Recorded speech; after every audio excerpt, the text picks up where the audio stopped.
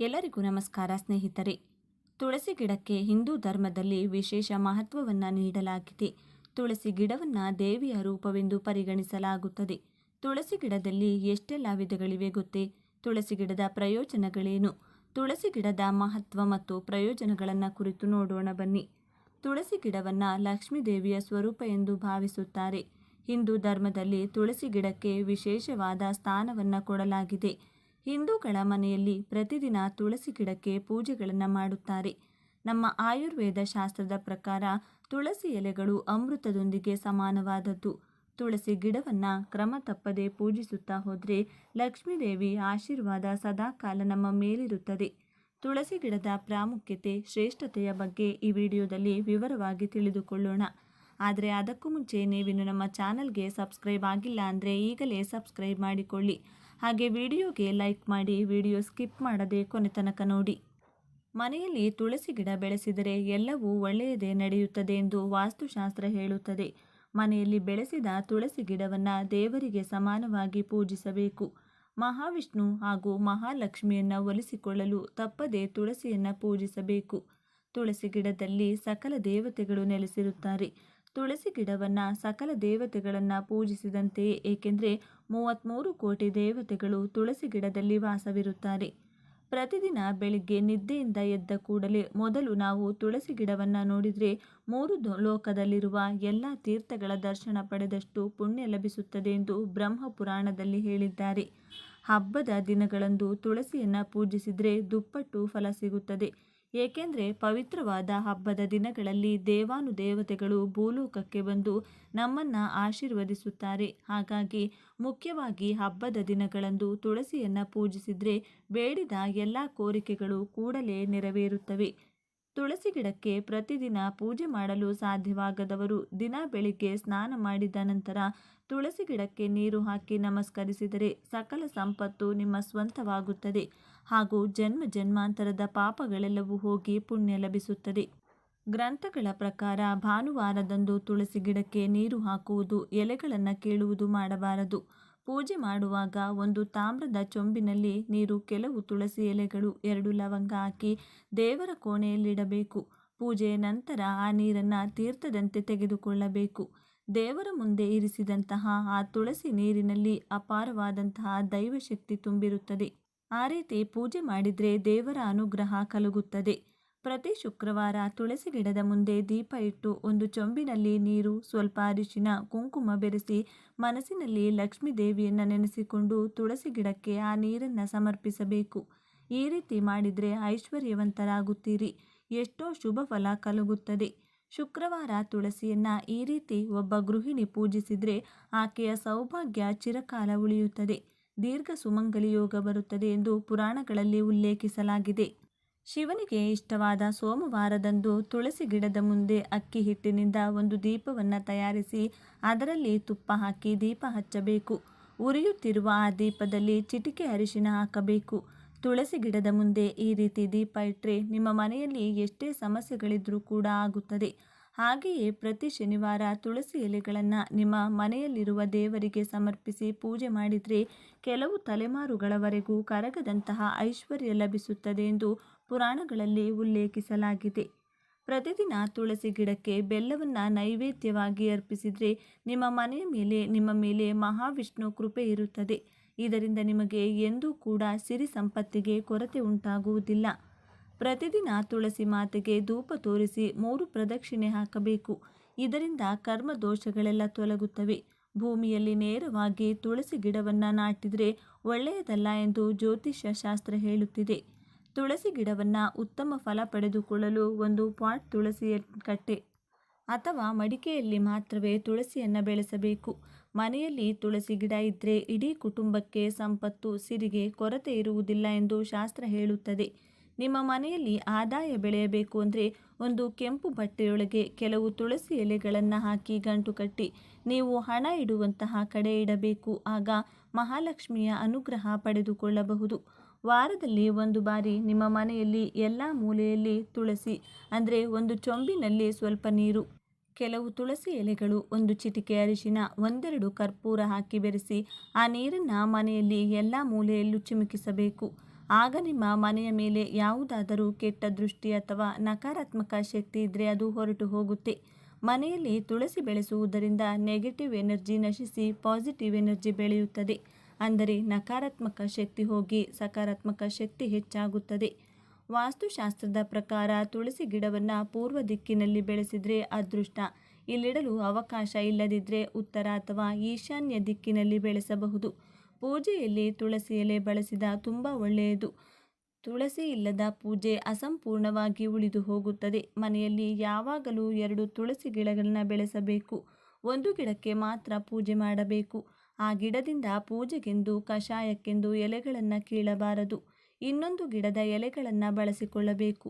ಶಾಸ್ತ್ರಗಳ ಪ್ರಕಾರ ಸ್ನಾನ ಮಾಡದೆ ತುಳಸಿ ಗಿಡವನ್ನು ಮುಟ್ಟಬಾರದು. ಸಾಧ್ಯವಾದರೆ ಅದರ ಆಸುಪಾಸಿನಲ್ಲೂ ಕೂಡ ಹೋಗಬೇಡಿ.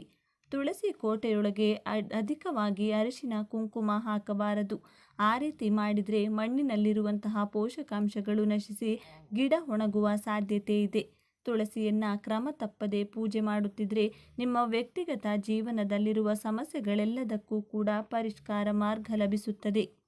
ತುಳಸಿಯನ್ನು ಪೂಜಿಸುವಾಗ ಒಂದು ಶಕ್ತಿಯುತವಾದ ಮಂತ್ರವನ್ನು ಪಠಿಸುತ್ತಾ ಪೂಜೆ ಮಾಡಿದರೆ ತುಂಬ ಒಳ್ಳೆಯದು. ಆ ಮಂತ್ರ ಮಹಾಪ್ರಸಾದ ಜನನಿ ಸರ್ವ ಸೌಭಾಗ್ಯವರ್ಧಿನಿ ಆದಿ ವ್ಯಾಧಿ ಹರ ನಿತ್ಯಂ ತುಳಸಿಂ ನಮೋಸ್ತುತೆ. ಈ ಮಂತ್ರವನ್ನು ಪಠಿಸುತ್ತಾ ತುಳಸಿ ದೇವಿಯನ್ನು ಪೂಜಿಸಬೇಕು. ಜ್ಯೋತಿಷ್ಯ ಶಾಸ್ತ್ರದ ಪ್ರಕಾರ ಪ್ರತಿ ಶುಕ್ರವಾರ ತುಳಸಿ ಗಿಡಕ್ಕೆ ನೀರಿನೊಂದಿಗೆ ಸ್ವಲ್ಪ ಕಬ್ಬಿನ ರಸವನ್ನು ಸಮರ್ಪಿಸಿದರೆ ನಿಮ್ಮ ಮನೆಯಲ್ಲಿ ಯಾವಾಗಲೂ ಸಂಪತ್ತು, ಸಂತೋಷ, ಶಾಂತಿ ಇರುತ್ತದೆ. ಎಲ್ಲ ರೀತಿಯಾದ ಕಷ್ಟಗಳಿಂದ ಉಪಶಮನ ಕಲಗುತ್ತದೆ. ತುಳಸಿಯನ್ನು ಪೂಜಿಸಿದರೆ ದೇವತೆಗಳ ಅನುಗ್ರಹ ಅತಿ ಶೀಘ್ರದಲ್ಲಿ ಪಡೆದುಕೊಳ್ಳಬಹುದು. ಕಷ್ಟ, ಬಡತನ, ನಕಾರಾತ್ಮಕ ಶಕ್ತಿ ಇರುವಂತಹ ಮನೆಗಳಲ್ಲಿ ತುಳಸಿ ಗಿಡವನ್ನು ಬೆಳೆಸಿ ಭಕ್ತಿಯಿಂದ, ಶುಚಿ ಶುಭ್ರತೆಯಿಂದ ಕ್ರಮ ತಪ್ಪದೆ ಪೂಜಿಸಿದರೆ ಇವೆಲ್ಲವೂ ಕೂಡ ತೊಲಗಿ ಹೋಗುತ್ತದೆ.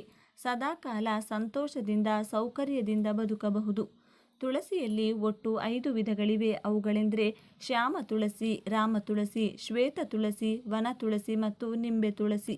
ಶ್ಯಾಮ ತುಳಸಿ ಎಲೆಗಳು ಆಳವಾದ ನೇರಳೆ ಬಣ್ಣವನ್ನು ಹೊಂದಿರುತ್ತವೆ. ಅದಕ್ಕಾಗಿಯೇ ಇದನ್ನು ಶ್ಯಾಮ ತುಳಸಿ ಎಂದು ಕರೆಯಲಾಗುತ್ತದೆ. ತುಳಸಿಯ ಕಪ್ಪು ಬಣ್ಣದಿಂದಾಗಿ ಅದು ಶ್ರೀಕೃಷ್ಣನಿಗೆ ತುಂಬ ಪ್ರಿಯವಾಗಿದೆ ಎಂದು ಹೇಳಲಾಗುತ್ತದೆ. ಇದನ್ನು ಕೃಷ್ಣ ತುಳಸಿ ಎಂದು ಕೂಡ ಕರೆಯಲಾಗುತ್ತದೆ.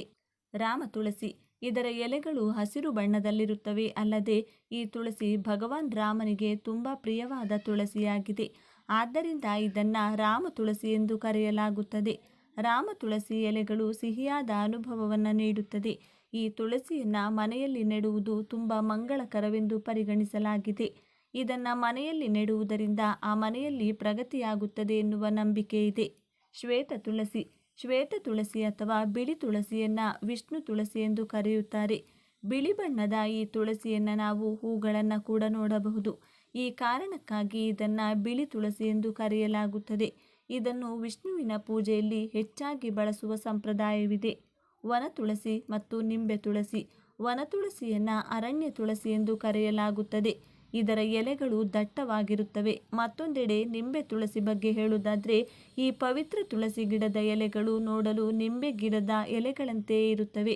ಇದನ್ನು ಪ್ರಹ್ಲಾದ ತುಳಸಿ ಎಂದು ಕೂಡ ಕರೆಯಲಾಗುತ್ತದೆ. ತುಳಸಿ ಪರಿಹಾರಗಳು.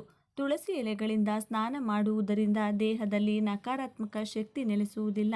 ತುಳಸಿ ಎಲೆಗಳನ್ನು ಕೆಂಪು ಬಟ್ಟೆಯಲ್ಲಿ ಕಟ್ಟಿ ನೀವು ಹಣ ಇರಿಸುವ ಸ್ಥಳದಲ್ಲಿ ಇಟ್ಟರೆ ಲಕ್ಷ್ಮೀದೇವಿಯ ಅನುಗ್ರಹ ದೊರಕುವುದು. ತುಳಸಿ ಎಲೆಗಳನ್ನು ಹಳದಿ ಬಟ್ಟೆಯಲ್ಲಿ ಕಟ್ಟಿ ಅಂಗಡಿ ಅಥವಾ ವ್ಯಾಪಾರ ಮಾಡುವ ಸ್ಥಳದಲ್ಲಿ ಇಟ್ಟುಕೊಂಡರೆ ಪ್ರಗತಿ ಸಾಧಿಸಬಹುದು. ತುಳಸಿ ಪೂಜೆ ಬಗ್ಗೆ ತುಂಬ ಜನರಿಗೆ ತುಂಬ ಸಂದೇಹಗಳಿವೆ. ತುಳಸಿ ಪೂಜೆ ಯಾವ ರೀತಿ ಮಾಡಬೇಕು? ತುಳಸಿ ಕೂಡ ಒಂದು ಗಿಡ ತಾನೇ, ಅದನ್ನು ಯಾಕೆ ಪೂಜೆ ಮಾಡಬೇಕು? ತುಳಸಿ ಪೂಜೆ ಯಾವ ಸಮಯದಲ್ಲಿ ಬೇಕಾದರೂ ಮಾಡಬಹುದಾ ಅಥವಾ ಅದಕ್ಕೆ ಅಂತ ಪ್ರತ್ಯೇಕವಾದ ಸಮಯ ಇರುತ್ತದೆ? ತುಳಸಿಯನ್ನು ತುಳಸಿ ದೇವತೆ ಎಂದು ಅಮ್ಮನವರ ರೂಪದಲ್ಲಿ ಪೂಜಿಸೋಕೆ ಕಾರಣ ಏನು? ಈ ವಿಡಿಯೋದಲ್ಲಿ ಈ ಎಲ್ಲ ಪ್ರಶ್ನೆಗಳಿಗೆ ಉತ್ತರ ಕೊಡ್ತೀನಿ. ಆದರೆ ಅದಕ್ಕೂ ಮುಂಚೆ ನೀವಿನ್ನು ನಮ್ಮ ಚಾನಲ್ನ ಸಬ್ಸ್ಕ್ರೈಬ್ ಮಾಡ್ಕೊಂಡಿಲ್ಲ ಅಂದರೆ ಖಂಡಿತ ಈಗಲೇ ಸಬ್ಸ್ಕ್ರೈಬ್ ಮಾಡ್ಕೊಳ್ಳಿ. ಹಾಗೆ ಈ ವಿಡಿಯೋ ಇಷ್ಟ ಆದರೆ ಮರೆಯದೆ ಒಂದು ಲೈಕ್ ಕೊಡಿ. ವೃಂದಾದೇವಿ ಅಂದರೆ ತುಳಸಿ ದೇವಿ, ವೃಂದಾವನ ಅಂದರೆ ತುಳಸಿವನ. ನಮಗೆ ಗೊತ್ತಿರುವಂತೆ ಶ್ರೀಕೃಷ್ಣ ಬೆಳೆದಿದ್ದು ವೃಂದಾವನದಲ್ಲಿ. ಅವರ ಬಾಲ್ಯ ಯೌವನ ಕೂಡ ಅಲ್ಲೇ ಆಗಿತ್ತು.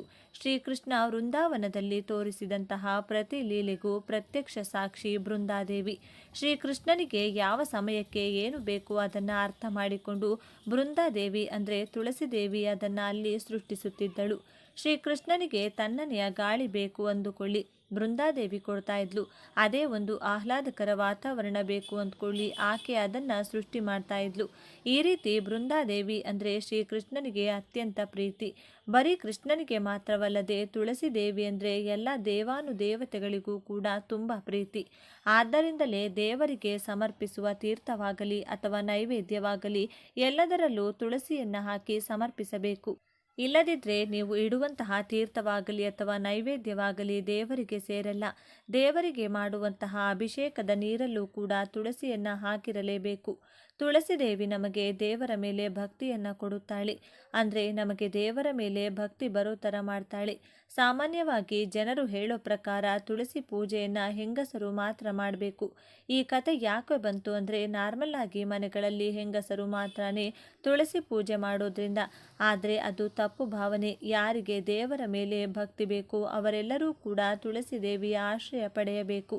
ಮಹಿಳೆಯರಾಗಿರಬಹುದು, ಪುರುಷರಾಗಿರಬಹುದು, ಯಾರು ಬೇಕಾದರೂ ತುಳಸಿ ದೇವಿಯನ್ನು ಪೂಜೆ ಮಾಡಬಹುದು. ಇನ್ನು ತುಳಸಿ ದೇವಿಯ ಆರಾಧನೆಗೆ ದೊಡ್ಡ ಕಷ್ಟ ಏನೂ ಇಲ್ಲ. ತುಳಸಿ ದೇವಿಗೆ ಅಂತ ಒಂದು ಸಪ್ರೇಟ್ ಆಗಿರೋ ಲೋಟವನ್ನು ತೆಗೆದಿಟ್ಟುಕೊಳ್ಳಿ. ಅದನ್ನು ನೀವು ಟೀ ಕಾಫಿ ಕುಡಿಯೋಕ್ಕೆ ಬಳಸೋಕೆ ಹೋಗಬೇಡಿ.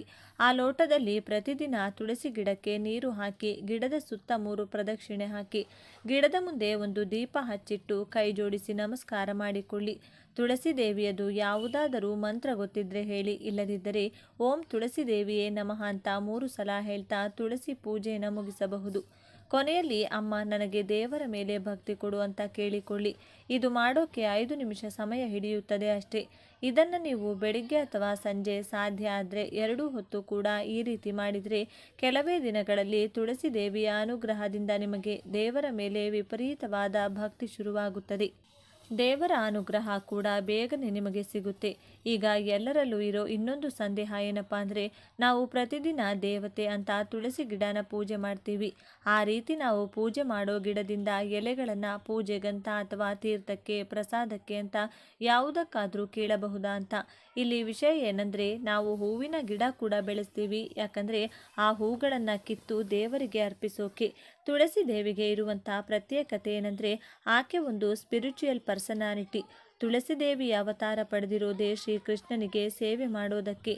ಆಕೆ ಅವತಾರ ಪಡೆದಿರೋದೇ ಕೃಷ್ಣನಿಗಾಗಿ. ಅಂದಮೇಲೆ ಭಗವಂತನಿಗೆ ಆಕೆಯನ್ನು ಅರ್ಪಿಸುವುದರಲ್ಲಿ ಯಾವ ತಪ್ಪು ಅಥವಾ ಸಮಸ್ಯೆ ಇಲ್ಲ. ಆದರೆ ಇಷ್ಟು ಹೇಳಿದ ಮೇಲೂ ಕೂಡ ನಿಮಗೆ ಪೂಜೆ ಮಾಡೋ ತುಳಸಿ ಗಿಡದಿಂದ ಎಲೆ ಕೀಳೋಕೆ ಇಷ್ಟ ಇಲ್ಲ ಅಂದರೆ ನೀವು ಧಾರಾಳವಾಗಿ 2 ಗಿಡಗಳನ್ನು ಬೆಳೆಸಿಕೊಳ್ಳಬಹುದು. ಒಂದು ಗಿಡಕ್ಕೆ ಪೂಜೆ ಮಾಡಿ ಇನ್ನೊಂದು ಗಿಡವನ್ನು ದೇವರ ಪೂಜೆಗಂತ ಬಳಸಿಕೊಳ್ಳಿ. ಆದರೆ ತುಳಸಿ ಎಲೆಗಳನ್ನು ಕೀಳುವಾಗ ಒಂದು ವಿಷಯ ನೆನಪಿಟ್ಟುಕೊಳ್ಳಿ, ಉಗುರು ಬಳಸಿ ತುಳಸಿ ಎಲೆಗಳನ್ನು ಯಾವಾಗಲೂ ಕೂಡ ಕೀಳಬಾರದು. 2 ಬೆರಳುಗಳ ಮಧ್ಯದಲ್ಲಿ ಎಲೆಗಳನ್ನು ಹಿಡಿದುಕೊಂಡು ಕೀಳಬೇಕು. ಇನ್ನೊಂದೇನಪ್ಪ ಅಂದರೆ ದ್ವಾದಶಿ ದಿನ ಅಂದರೆ ಏಕಾದಶಿಯ ಮಾರನೆಯ ದಿನ ತುಳಸಿ ಎಲೆಯನ್ನು ಕೀಳಬಾರದು. ಇದನ್ನು ಹೊರತುಪಡಿಸಿ ಮಂಗಳವಾರ, ಶುಕ್ರವಾರ, ಶನಿವಾರ ಯಾವಾಗ ಬೇಕಾದರೂ ನೀವು ತುಳಸಿ ಎಲೆಗಳನ್ನು ಕಿತ್ತುಕೊಳ್ಳಬಹುದು. ಇದಕ್ಕೆ ಕಾರಣ ಏನಂದರೆ ತುಳಸಿ ದೇವಿ ಕೂಡ ಏಕಾದಶಿ ವ್ರತವನ್ನು ಮಾಡ್ತಾರೆ. ದ್ವಾದಶಿ ದಿನ ಆಕೆ ಊಟ ತಿಂದು ದೇವರಿಗೆ ಅವರು ಅರ್ಪಿಸಿಕೊಳ್ಳುತ್ತಾರೆ. ಆ ಸಮಯದಲ್ಲಿ ನೀವು ತುಳಸಿಯನ್ನು ಕಿತ್ತರೆ ತುಳಸಿ ದೇವಿಯ ಆಗ್ರಹಕ್ಕೆ ಗುರಿಯಾಗುತ್ತೀರಿ. ಹಾಗಾಗಿ ದ್ವಾದಶಿ ಒಂದು ದಿನ ಬಿಟ್ಟು ಬಿಡಿ. ಮುಖ್ಯವಾಗಿ ಒಂದು ವಿಷಯವನ್ನು ನೆನಪಿಟ್ಕೊಳ್ಬೇಕಾಗುತ್ತದೆ. ತುಳಸಿಯನ್ನು ಕೀಳೋ ಪ್ರತಿ ಸಲ ನೀವು ಒಂದು ಶ್ಲೋಕವನ್ನು ತಪ್ಪದೆ ಹೇಳಬೇಕು. ಇದು ನೀವು ತುಳಸಿ ದೇವಿಯ ಅನುಮತಿ ಪಡೆಯೋಕೆ ಹೇಳಬೇಕಾದಂತಹ ಶ್ಲೋಕ. ತುಳಸ್ಯ ಅಮೃತ ಜನ್ಮಾಸ್ಮಿ ಸದಾತ್ವಂ ಕೇಶವ ಪ್ರಿಯಂ ಕೇಶವರ್ಥಹಂ ಚಿನೋಮಿ ವರದಾಭವ ಶೋಭನೆ. ಈ ಶ್ಲೋಕನ ತಪ್ಪದೆ ಹೇಳಬೇಕು. ಇದರ ಅರ್ಥ ಏನಂದರೆ ದೇವಿ ತುಳಸಿ, ನೀನು ಸಮುದ್ರ ಮಂಥನ ಮಾಡಿದಾಗ ಹಾಲಿನ ಸಮುದ್ರದಿಂದ ಬಂದ ಅಮೃತದಿಂದ ಜನಿಸಿದವಳು. ನೀನು ಕೇಶವನಿಗೆ ಪ್ರಿಯವಾದವಳು. ಮಹಾವಿಷ್ಣುವಿಗೆ ಸಂತೋಷ ಕೊಟ್ಟು ಭಕ್ತರು ಬೇಡಿದ ಕೋರಿಕೆಗಳನ್ನು ಈಡೇರಿಸುವವಳು. ನೀನು ನನ್ನ ಮೇಲೆ ಕರುಣೆ ತೋರಿಸು. ಇದೇ ಈ ಶ್ಲೋಕದ ಅರ್ಥ. ಇನ್ನು ಒಂದು ವೇಳೆ ನಿಮ್ಮ ಮನೆಯಲ್ಲಿ ತುಳಸಿ ಇಲ್ಲ, ಹೊರಗಡೆಯಿಂದ ತುಳಸಿ ತರಬೇಕಾಗುತ್ತೆ ಅಂದ್ಕೊಳ್ಳಿ. ಪ್ರತಿದಿನ ಪೂಜೆಗೆ, ನೈವೇದ್ಯಕ್ಕೆ, ಅರ್ಚನೆಗೆ ಎಲ್ಲದಕ್ಕೂ ಕೂಡ ತುಳಸಿ ಬೇಕೇ ಬೇಕು. ಒಂದು ಸಲ ತುಳಸಿಯನ್ನು ಅಂಗಡಿಯಿಂದ ತಂದರೆ ಪ್ರತಿದಿನ ಬಳಸೋಕ್ಕಾಗಲ್ಲ, ಅದು ಬಾಡಿ ಹೋಗುತ್ತದೆ ಅಂತ ಅದನ್ನು ಬಿಸಾಡ್ತೀವಿ. ಆ ರೀತಿ ವೇಸ್ಟ್ ಮಾಡೋ ಅಗತ್ಯ ಇಲ್ಲ. ನೀವು ಅಂಗಡಿಯಿಂದ ಏನಾದರೂ ತುಳಸಿ ತಂದರೆ ಮೊದಲು ತುಳಸಿಯ ಪ್ರತಿ ಎಲೆಯನ್ನು ಬಿಡಿಸಿ ತೊಳೆದು ಒಂದು ಬಟ್ಟೆ ಮೇಲೆ ಹಾಕಿ ಬಿಟ್ಟು ಬಿಡಿ. ಅದು ಪೂರ್ತಿಯಾಗಿ ಒಣಗಿದ ಮೇಲೆ ನೀವು ಅದನ್ನು ಒಂದು ಡಬ್ಬಿಯಲ್ಲಿ ತುಂಬಿಟ್ಟುಕೊಳ್ಳಬೇಕು. ತುಳಸಿಯನ್ನು ಯಾವ ರೂಪದಲ್ಲಿ ಬೇಕಾದರೂ ನೀವು ದೇವರಿಗೆ ಸಮರ್ಪಿಸಬಹುದು. ಹಾಗಾಗಿ ತುಳಸಿ ಒಣಗಿ ಹೋಯಿತು, ಬಾಡೋಯ್ತು, ಹಾಗಾಗಿ ಈ ರೀತಿ ಯಾವ ರೀತಿ ದೇವರಿಗೆ ಸಮರ್ಪಿಸೋದು ಅನ್ನೋ ಚಿಂತೆ ಬೇಡ. ನೀವು ಒಣಗಿದ ಡಬ್ಬಿಯಲ್ಲಿ ಇಟ್ಕೊಂಡಿರೋ ತುಳಸಿಯನ್ನೇ ಪ್ರತಿದಿನ ಪೂಜೆಗೆ, ನೈವೇದ್ಯಕ್ಕೆ, ಅಭಿಷೇಕಕ್ಕೆ ಉಪಯೋಗಿಸಿಕೊಳ್ಳಬಹುದು. ತುಳಸಿ ಗಿಡ ನಿಮ್ಮ ಮನೆಯಲ್ಲಿದ್ದರೆ ಚಿಂತೆ ಇಲ್ಲ. ಆದರೆ ಸೂರ್ಯೋದಯ ಆದ ನಂತರ ತುಳಸಿ ಎಲೆಗಳನ್ನು ಕೀಳೋಕೆ ಹೋಗಬೇಡಿ. ಒಂದೊಂದು ಸಲ ತುಳಸಿ ಎಲೆಗಳು ತಾನಾಗಿ ಗಿಡದಿಂದ ಕೆಳಗೆ ಉದುರಿ ಹೋಗಿರುತ್ತೆ. ಅದನ್ನು ಕೂಡ ನೀವು ಆಯ್ಕೊಂಡು ನಾನು ಹೇಳಿದಂತೆ ತೊಳೆದು ಒಣಗಿಸಿ ಡಬ್ಬಿಲಿ ಹಾಕಿಟ್ಕೊಳ್ಳಿ. ಒಂದೊಂದು ಸಲ ತುಳಸಿ ಎಲೆ ಕೀಳೋದು ಮರೆತೋಗಿರ್ತೀರಾ, ಅಥವಾ ಫ್ರೆಶ್ ಆಗಿ ಅಂಗಡಿಯಿಂದ ತರೋದು ಮರ್ತೋಗಿರ್ತೀರಾ. ಅಂಥ ಟೈಮ್ನಲ್ಲಿ ಈ ರೀತಿ ನೀವು ಸ್ಟಾಕ್ ಇಟ್ಕೊಂಡಿರುವಂತಹ ತುಳಸಿ ಎಲೆಗಳು ಉಪಯೋಗಕ್ಕೆ ಬರುತ್ತದೆ. ಬರೋಬ್ಬರಿ ಒಬ್ಬೊಬ್ಬರ ಮನೆಯಲ್ಲಿ ಎಷ್ಟು ಸಲ ಬೆಳೆಸಿದರೂ ಕೂಡ ತುಳಸಿ ಗಿಡ ಬೆಳೆಯಲ್ಲ. ಮನೆಯಲ್ಲಿ ತುಳಸಿ ಒಣಗಿದ್ರೆ ತುಂಬ ಅಪವಿತ್ರ. ಹಾಗಾಗಿ ತುಳಸಿ ಗಿಡನ ನೀವು ಬೆಳೆಸಬೇಕು ಅಂದರೆ ಒಳ್ಳೆ ಪೌಷ್ಟಿಕಾಂಶ ಇರುವಂತಹ ಮಣ್ಣನ್ನು ಉಪಯೋಗಿಸಿ. ತುಳಸಿ ಗಿಡ ಇಟ್ಟ ಮೇಲೆ ಒಂದೊಂದು ಸಲ ಎಲೆಗಳ ಹಿಂದೆ ಬೆಳ್ಳಗಿರುವಂಥ ಹುಳಗಳು ಹುಟ್ಟಿಕೊಳ್ಳುತ್ತದೆ. ಆ ರೀತಿ ಏನಾದರೂ ಆದರೆ ಸ್ವಲ್ಪ ಬೇವಿನ ಎಣ್ಣೆಯನ್ನು ನೀರಲ್ಲಿ ಮಿಕ್ಸ್ ಮಾಡಿಕೊಂಡು ಗಿಡಕ್ಕೆ ಚೆನ್ನಾಗಿ ಸ್ಪ್ರೇ ಮಾಡಿ. ಆ ಹುಳ ಎಲ್ಲ ಸತ್ತು ಹೋಗುತ್ತದೆ. ಗಿಡ ಅದ್ಭುತವಾಗಿ ಬೆಳೆಯುತ್ತದೆ. ತುಳಸಿ ಗಿಡಕ್ಕೆ ಹೂವುಗಳು ಬಿಟ್ಟಾಗ ಅದು ಪೂರ್ತಿ ಒಣಗುವವರೆಗೂ ಬಿಡಬಾರದು. ಸ್ವಲ್ಪ ಈ ಹೂವುಗಳು ಬಲ್ತಿದೆ ಅನ್ನುವಾಗ ಅದನ್ನು ಉಗುರು ತಾಕಿಸದೆ, ಸಿಸರ್, ಕತ್ರಿ ಮುಂತಾದ ಯಾವ ವಸ್ತು ಕೂಡ ಬಳಸದೆ ಕೈಯಲ್ಲೇ ಕಿತ್ತು ಬಿಡಿ. ಆಗ ಹೊಸ ಎಲೆಗಳು ಹುಟ್ಟಿ ಬರೋ ಅವಕಾಶ ಇರುತ್ತದೆ. ಹೂವು ಚೆನ್ನಾಗಿ ಬೆಳೆದ್ರೆ ಗಿಡದಲ್ಲಿರುವಂತಹ ಪೌಷ್ಟಿಕಾಂಶ ಎಲ್ಲ ಕೂಡ ಹೂವು ತಿಂದು ಬಿಡುತ್ತದೆ. ಹಾಗಾಗಿ ಗಿಡ ಬೇಗನೆ ಒಣಗಿ ಹೋಗುತ್ತದೆ. ಇನ್ನು ಅತಿಯಾದ ಚಳಿ ಇರೋ ಸಮಯದಲ್ಲಿ ನೀವು ತೆಳುವಾದ ಬಟ್ಟೆಯನ್ನು ಅಥವಾ ತೆಳುವಾದ ಬ್ಯಾಗನ್ನು ತುಳಸಿ ಗಿಡದ ಮೇಲೆ ಕವರ್ ಮಾಡಿ ಬಿಟ್ಟು ಬಿಡಿ. ಯಾವ ರೀತಿ ನೀವು ನಮ್ಮ ಮಕ್ಕಳನ್ನ ಜವಾಬ್ದಾರಿಯಿಂದ ನೋಡ್ಕೊಳ್ತೀರೋ ಅದೇ ರೀತಿ ತುಳಸಿ ಗಿಡವನ್ನು ಕೂಡ ನೀವು ನೋಡ್ಕೊಳ್ಬೇಕಾಗುತ್ತದೆ. ಶಾಸ್ತ್ರಗಳಲ್ಲಿರೋ ಪ್ರಕಾರ ತುಳಸಿ ದೇವಿಯ ಆರಾಧನೆಯಲ್ಲಿ ಈ 8 ಹೆಸರುಗಳು ತುಂಬ ಮುಖ್ಯ ಎಂದು ಹೇಳಿದ್ದಾರೆ. 1 ಬೃಂದಾವನೆ, 2 ವೃಂದ, 3 ವಿಶ್ವಪೂಜಿತ, 4 ಪುಷ್ಪಸರ, 5 ನಂದಿನಿ, 6 ಕೃಷ್ಣ ಜೀವನಿ, 7 ವಿಶ್ವಪಾವನಿ, 8 ತುಳಸಿ. ನೀವು ತುಳಸಿ ದೇವಿ ಪೂಜೆ ಮಾಡುವಾಗ ಈ 8 ಹೆಸರುಗಳನ್ನು ತಪ್ಪದೇ ಹೇಳ್ತಾ ತುಳಸಿ ದೇವಿಗೆ 8 ಹೂಗಳನ್ನು ಸಮರ್ಪಿಸಿದರೆ ಅತಿ ಬೇಗನೆ ತುಳಸಿ ದೇವಿ ಕೃಪೆ ನಿಮಗೆ ಸಿಗುತ್ತದೆ. ಇನ್ನು ನನಗೆ ಕಮೆಂಟಲ್ಲಿ ಕೇಳಿರೋ ಇನ್ನೊಂದು ಕ್ವೆಶನ್ ಏನಂದರೆ, ಲಕ್ಷ್ಮಿ, ತುಳಸಿ, ರಾಮ, ತುಳಸಿ, ಕೃಷ್ಣ, ತುಳಸಿ, ಹೀಗೆ ತುಳಸಿಯಲ್ಲಿ ಅನೇಕ ವಿಧಗಳಿವೆ. ಅದರಲ್ಲಿ ಯಾವುದು ಶ್ರೇಷ್ಠ, ಯಾವುದನ್ನು ನಾವು ಪೂಜೆಗೆ ಉಪಯೋಗಿಸಬೇಕು? ಲಕ್ಷ್ಮಿ ತುಳಸಿ ಬರೀ ಲಕ್ಷ್ಮಿ ಪೂಜೆಗೆ, ರಾಮ ತುಳಸಿ ಬರೀ ರಾಮ ಪೂಜೆಗೆ, ಕೃಷ್ಣ ತುಳಸಿ ಬರೀ ಕೃಷ್ಣನ ಪೂಜೆಗೆ ಮಾತ್ರ ಬಳಸಬೇಕಾ ಅಂತ ಯಾವ ನಿಯಮವೂ ಕೂಡ, ಯಾವ ತುಳಸಿ ಆದರೂ ಕೂಡ ಅದು ಶ್ರೇಷ್ಠನೇ. ನೀವು ಯಾವ ತುಳಸಿಯನ್ನು ಯಾವ ದೇವರಿಗೆ ಬೇಕಾದರೂ ಉಪಯೋಗಿಸಿ ಪೂಜೆಯನ್ನು ಮಾಡ್ಕೊಳ್ಬೋದು. ಕೊನೆಯದಾಗಿ ಒಂದು ಮಾತೇನೆಂದರೆ, ತುಳಸಿ ಗಿಡ ನಿಮ್ಮ ಮನೆಯಲ್ಲಿದ್ದರೆ ಅದನ್ನು ನೀವು ಒಂದು ಗಿಡದಂತೆ ನೋಡಬೇಡಿ, ಮಹಾರಾಣಿಯಂತೆ ನೋಡಿಕೊಳ್ಳಿ. ಸಾಕ್ಷಾತ್ ಶ್ರೀಕೃಷ್ಣನ ಮಡದಿ ತುಳಸಿ. ಒಂದು ಸಂದರ್ಭದಲ್ಲಿ ಶ್ರೀಕೃಷ್ಣ ತುಳಸಿ ದೇವಿಯನ್ನು ಕೂಡ ವಿವಾಹವಾದಂತೆ ನಮ್ಮ ಪುರಾಣಗಳು ಹೇಳುತ್ತವೆ. ಹಾಗಾಗಿ ನೀವು ಕಾಟಾಚಾರಕ್ಕೆ ಗಿಡವನ್ನು ಬೆಳೆಸಿದರೆ ಅದು ನಿಮ್ಮ ಕುಟುಂಬಕ್ಕೆ ತುಂಬ ಹಾನಿ ಉಂಟು ಮಾಡುತ್ತದೆ. ನೀವು ತುಳಸಿ ಗಿಡ ಬೆಳೆಸುತ್ತಿದ್ದೀರಿ ಅಂದರೆ ಅದನ್ನು ತುಂಬ ಭಕ್ತಿಯಿಂದ ನೋಡಿಕೊಳ್ಬೇಕು. ನೀವು ಪ್ರತಿದಿನ 1 ಅಥವಾ 2 ಸಲ ಗಿಡಕ್ಕೆ ನೀರನ್ನು ಭಕ್ತಿಯಿಂದ ಅರ್ಪಿಸಬೇಕು. ನೀರು ಹಾಕುವಾಗ ತುಳಸಿ ದೇವಿ ಹೆಸರು 3 ಸಲ ಹೇಳ್ತಾ ನೀರು ಹಾಕಬೇಕು. ದೀಪ ಇಡುವಾಗಲೂ ತುಳಸಿ ದೇವಿಯ ಹೆಸರು 3 ಸಲ ಹೇಳ್ತಾ ದೀಪ ಇಡಬೇಕು. ತುಳಸಿ ದೇವಿ ಪೂಜೆ ಮಾಡೋದಾದರೆ ನಾನೀಗ ಹೇಳಿದಂಥ 8 ಹೆಸರುಗಳನ್ನು ಹೇಳಿಕೊಂಡು 8 ಹೂಗಳನ್ನು ಸಮರ್ಪಣೆ ಮಾಡಬೇಕು. ಹಾಗೆ ತುಳಸಿ ಎಲೆ ಕೀಳುವಾಗ ನಾನು ಹೇಳಿಕೊಟ್ಟಂಥ ಮಂತ್ರವನ್ನು ತಪ್ಪದೆ ಹೇಳಬೇಕು. ಇದು ಯಾವುವು ಮಾಡೋಕ್ಕೆ ನಮಗೆ ಸಾಧ್ಯವಾಗಿಲ್ಲ ಅಂದರೆ ದಯವಿಟ್ಟು ತುಳಸಿ ಗಿಡವನ್ನು ಬೆಳೆಸೋಕೆ ಹೋಗಬೇಡಿ. ಯಾಕಂದರೆ ನೀವು ಕಾಟಾಚಾರಕ್ಕೆ ಬೆಳೆಸಿದರೆ ನಿಮ್ಮ ವಂಶನೇ ಕಷ್ಟದ ಪಾಲಾಗುತ್ತದೆ. ದೇವರ ಆಶೀರ್ವಾದ ಇಲ್ಲ ಅಂದರೂ ಕೂಡ ಪರವಾಗಿಲ್ಲ, ಆದರೆ ಶಾಪ ಮಾತ್ರ ಪಡ್ಕೊಳ್ಳೋಕೆ ಹೋಗಬೇಡಿ. ಈ ವಿಡಿಯೋ ನಿಮಗೆ ಇಷ್ಟ ಆದರೆ ಲೈಕ್ ಮಾಡಿ, ಶೇರ್ ಮಾಡಿ. ಇಂತಹ ಹೆಚ್ಚಿನ ಮಾಹಿತಿಗಾಗಿ ತಪ್ಪದೆ ನಮ್ಮ ಚಾನಲ್ನ ಸಬ್ಸ್ಕ್ರೈಬ್ ಮಾಡ್ಕೊಳ್ಳಿ. ನಾಳೆ ಮತ್ತೊಂದು ವಿಡಿಯೋದೊಂದಿಗೆ ಪುನಃ ಭೇಟಿಯಾಗೋಣ. ಧನ್ಯವಾದಗಳು.